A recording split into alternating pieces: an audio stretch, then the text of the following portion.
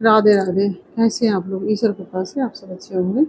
ईश्वर सब पे कृपा बनाए रखे, सबका कल्याण करे। आज मैं बता रही हूँ कि पितृपक्ष में ब्राह्मणों को भोजन कराने के लिए किन बातों का विशेष ध्यान रखना चाहिए। तो कुछ खास बातें हैं जिनका विशेष ध्यान रखना चाहिए, और भोजन में हमें क्या क्या ब्राह्मणों को खिलाना चाहिए, तो इसके बारे में आपको जानकारी देने जा रहे हैं। भोजन में इन चीज़ों को शामिल करें: गाय के दूध से बनी हुई खीर, तरोई की सब्जी, उड़द की दाल के जो व्यंजन होते हैं उनको, जैसे दही बड़े आदि, कचौड़ी है उड़द की दाल की, और दही बड़े भी जो है श्राद्ध में अवश्य खिलाना चाहिए। और बर्तनों का ध्यान रखें। ब्राह्मणों को भोजन कराने के लिए पत्तल या तांबे, पीतल आदि कोई भी बर्तन हो, मतलब साफ सुथरे बर्तन होने चाहिए, और लोहे के बर्तन नहीं इस्तेमाल करें। और भोजन की तैयारी में भोजन को पवित्रता और शुद्धता से बनाना चाहिए, जैसे कि चप्पल जूते पहन के भोजन नहीं बनाना चाहिए, और लहसुन प्याज आदि का भी इस्तेमाल नहीं करना चाहिए।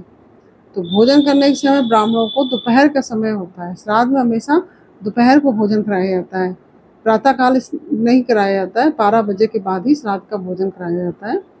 और ब्राह्मणों को भोजन कराते समय उनका मुंह दक्षिण की तरफ होना चाहिए। वैसे तो आप भोजन किसी को कराते हैं तो पूरा, पश्चिम या उत्तर कहीं भी मुंह होना चाहिए, लेकिन जो श्राद्ध का भोजन आप कराते हैं तो उसमें आप ब्राह्मणों का मुंह दक्षिण की तरफ करेंगे। जो मान्य है या ब्राह्मण है, जिनको भी भोजन करा रहे हैं आप, तो उनका मुंह दक्षिण की तरफ करेंगे, और उनको दक्षिण की तरफ बैठा के तब भोजन कराएंगे। भोजन के बाद ब्राह्मणों को जो है दक्षिणा अवश्य दें और उनसे आशीर्वाद लेना चाहिए। अगर आपसे बन पड़े तो आप वस्त्र आदि भी दे सकते हैं उनको। तो अन्न, वस्त्र आदि जो भी आप, जितना जो आपकी सामर्थ्य हो, अपनी सामर्थ्य के अनुसार दे सकते हैं। भोजन से जुड़ी बातें जो हैं, भोजन करते समय उनसे बातचीत ना करें।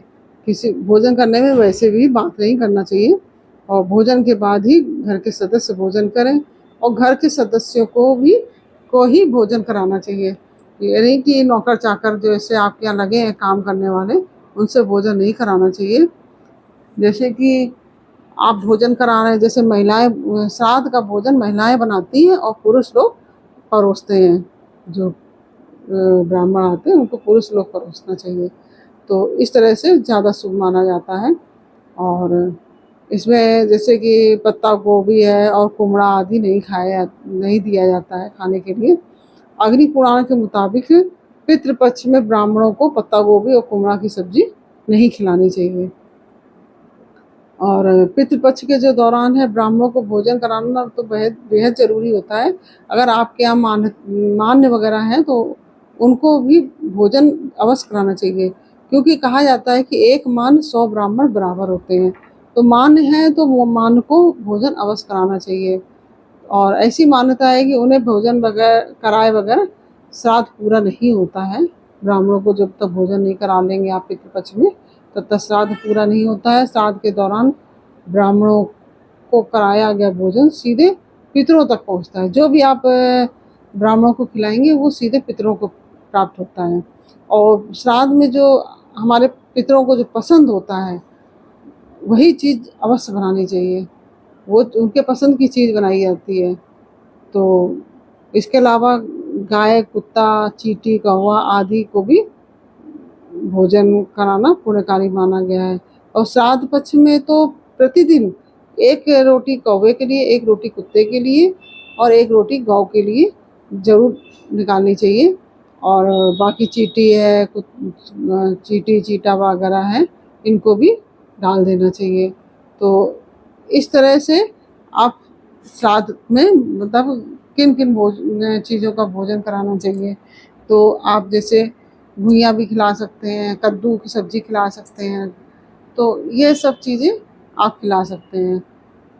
और कुछ चीज़ें हैं जो श्राद्ध पक्ष में नहीं खिलाई जाती हैं, जैसे कि प्याज है, लहसुन है, कुमड़ा है, इस तरह की चीज़ें श्राद्ध पक्ष में नहीं खिलाई जाती हैं। अंडा वगैरह, जैसे आप लोग को जो कोई एग खाता है या जिनकी लोग नॉन वेज भी खाते हैं तो वो श्राद्ध पक्ष में नहीं खिलाया जाता है। इसमें शुद्धता का विशेष ध्यान रखा जाता है श्राद्ध पक्ष में, और तामसिक भोजन नहीं कराया जाता है। और जैसा कि मैंने बताया कि शुद्धता से बनाना चाहिए, शुद्धता से खिलाना चाहिए, इससे हमारे पितर खुश होते हैं।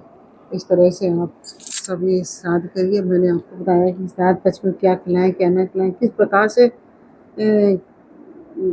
ब्राह्मणों को भोजन कराना चाहिए, यह सब जानकारी मैंने आपको दी। यह जानकारी आपको कैसी लगी यह मुझे कमेंट बॉक्स में अवश्य बताइए। अच्छी लगी हो वीडियो को लाइक शेयर अवश्य कीजिए और कमेंट में राधे राधे अवश्य लिखिए। फिर मिलते हैं आपसे अगले वीडियो में एक नई जानकारी, एक नई कहानी के साथ। तब तक के लिए राधे राधे।